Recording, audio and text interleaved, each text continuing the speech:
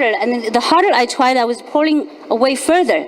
Then at that time, I realized there was a hand holding my ankle beneath the water, just holding my ankle very tightly and dragging me down to the water.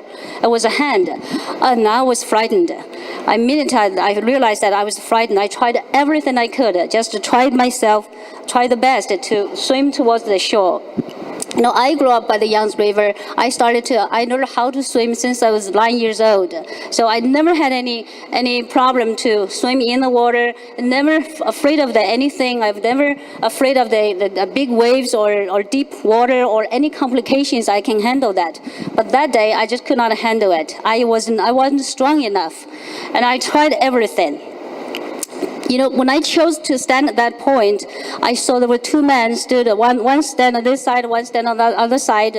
When I chose that spot, I thought for some reason there's an idea just flashed in my mind. I thought, oh, here is very safe. I'm very close to him. They're very strong. If anything happened, I could ask help. They can come to help me. That's why I stood there. That's why I chose that spot. But when this happened, and I knew I could not help myself, so I turned myself to this one. I wanted to ask help. The minute I thought about it, that hand moved from the bottom of the sea, come up to hold my throat. So I could not make any noise. Then this man looked at me. My mouth was moving. I was asking help, but there's no noise came out from the mouth. I just say, hey, look at me, and he turned his face back. He just turned his face to the other way, and I didn't get any help, and I was so afraid. So I turned my face to this man, and I did the same thing, and he did the same thing too. So I was just totally ignored. They could not hear me. The hand was holding me very tighter and tighter. So to make sure that I was just completely, I could not make any noise at all. So when this happened,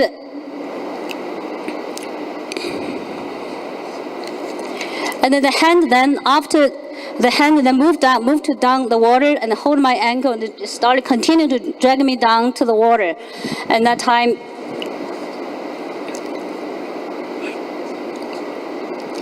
I knew I could not get any help, and I just was pulling away, and it was pulling away further into the water when there was nobody else around me. And then my body started to turn around, and I didn't know what to do. At that time, I saw a big wave came. And then on the top of the wave, it was a big face, ugly face. The minute I saw that face, I knew it was devil. It was huge. It was like this size, and the eyes was like this size, and it was coming, on the top of the wave. He came to me. He said, "I'm gonna kill you today." When I saw that, I just knew I was finished. There's no hope. I'm dying. I'm just gone. I'm going to die today. So very soon, my mind, I was thinking, my mom, dad, and Wei Wei, my daughter's name. Mom, dad, Wei Wei, I'm sorry. They didn't even know where I was. I never told them where I was. So if I died, they would be very disappointed. So I closed my eyes. I stretched out my hands, and I was waiting to die. And by that time, the water already came up to here under my nostrils, and the water forced into my mouth. I started to drink in the water, to take the seawater, and I started to sink. But a miracle happened in a way that no one could ever imagine. The minute I closed my eyes, the minute I stretched out my hands, and then two words came out from my mouth, which I didn't know. I have no understanding what I was saying. My God! Immediately, the heaven opened. Then I saw something, object, came, hovering around in the air, hovering around like a bird, like a big bird. It just came towards me. And then while he was coming, and he was folding his wings, and then he came on top of me and it covered me there. And then he just holding, and then he's landing. He landed in front of me, and then he rotated like this, and then he became an image of a man. And he stood in front of me. I didn't know who he was. But the minute I saw that, I knew I came from him. So I knelt. So I just threw myself and down in front of him. And then later on, I saw behind of him, it was, when he came, I immediately, there's another two words came out from my mouth, which without me understanding anything. Another two words say, the Holy Spirit. I was an atheist at that time, I didn't know anything about God, but these two words just came out. So that's how Holy Spirit came and down like a bird, and then stood in front of me, and then rotated, and then became like a man, stood in front of me. So I didn't know who this man was. He was tall. He was wearing a robe. Behind him was an enormous, round, bright light shining with boundless radiance. He stood in front of me. He stood in front of the light. Yet the light and he were together. They were inseparable. In front of him, I trembled with great fear. I just trembled. I was so afraid. And I knew without him standing in front of the light, I would not be able to, I just could not exist. I shouldn't be there.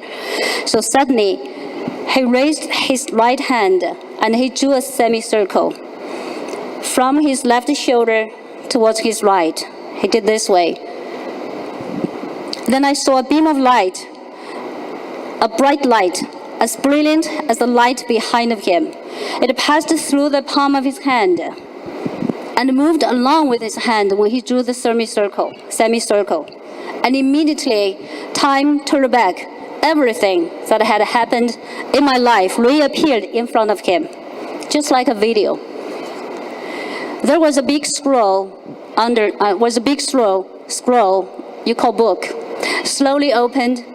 Everything that I had said, all the things that I had done, and all the thoughts that I had had, they all recorded into that book. I saw the words deadly sin, frequently appeared into that book. That's how I was recorded into that book. I could not believe I was such a filthy, sinful person. I just put my face on the ground and said, I am a sinner, I am a sinner. I deserve to die, I deserve to die. Let me go to die, let me go to die. I said I should have died many times. Let me go to die, let me go to die. And I understood so clearly that I only deserved to die. And I was willing to wait, and I was willing to die.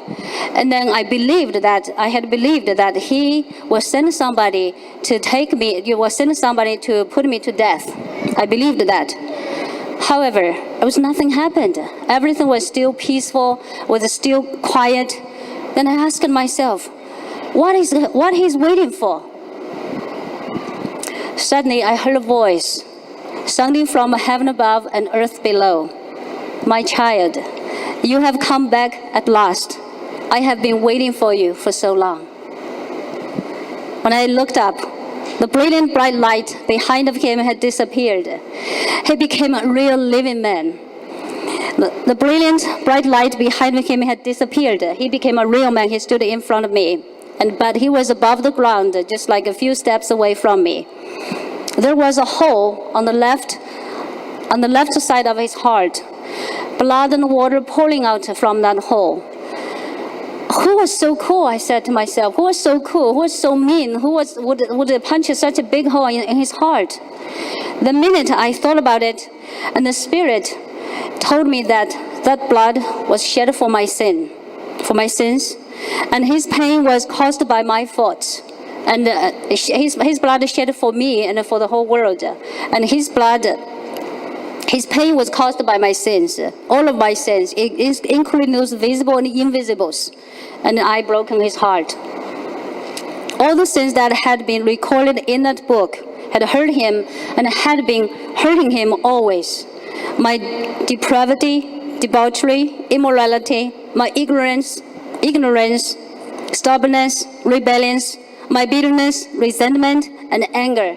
Never for a moment that I had stopped.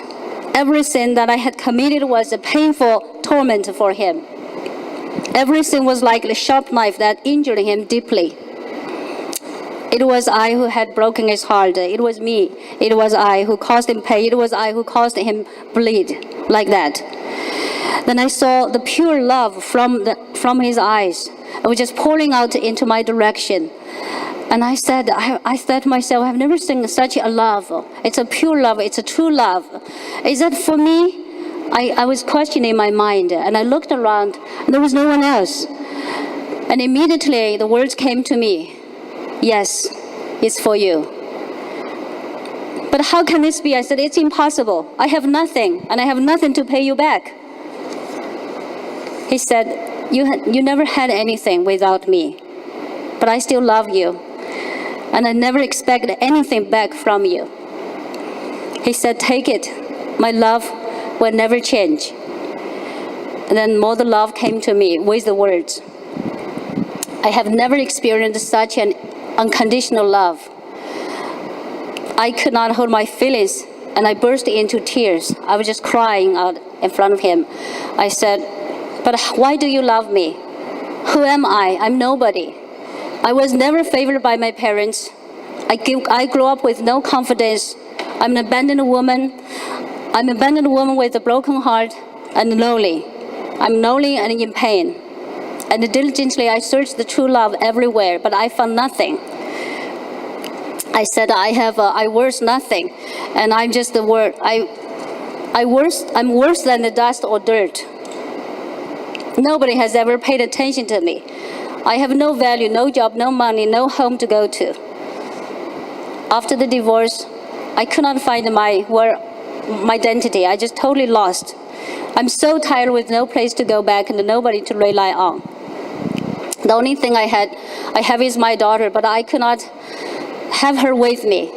I have to separate with her.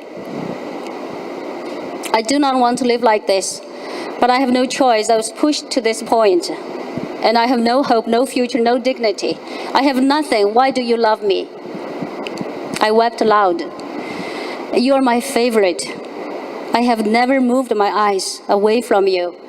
I watched all your sufferings, and I know you're in pain. Yet my heart has more pain than yours, because I have always loved you. The words came to me. I wept even louder.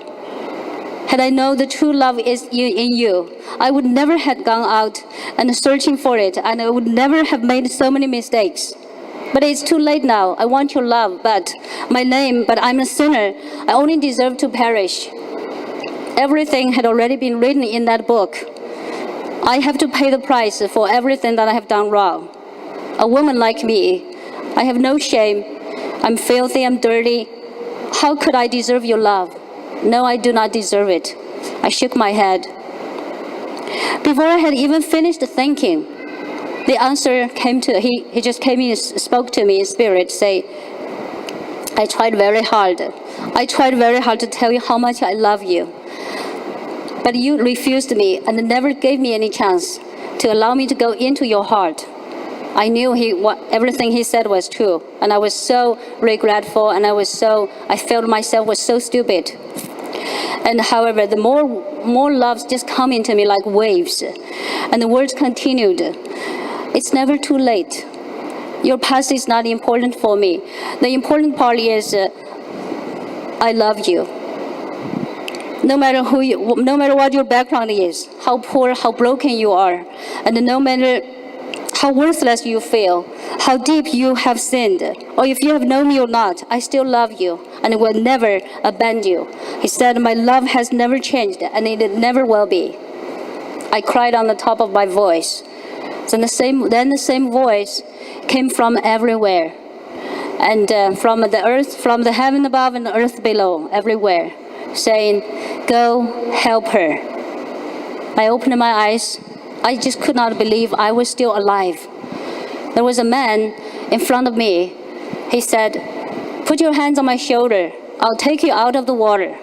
Immediately I knew he was sent by the one I had just seen. So I followed him. It took me out of the water. I could not walk. My whole body was tremble like the electrical current went through my body. So I would just shake like that. Immediately I wanted to lie down, and he said, "No, you cannot lie here. When the wave comes, it will take you away." So he helped me. He has supported me. He dragged me, half drag, half support. He just pull me a little further, so the water until he thought it was safe. So he left me there. Immediately I went to deep sleep. I did not know how long. That night, many questions flooded into my mind. I was just asking myself, first question was, who was that man? Who he was?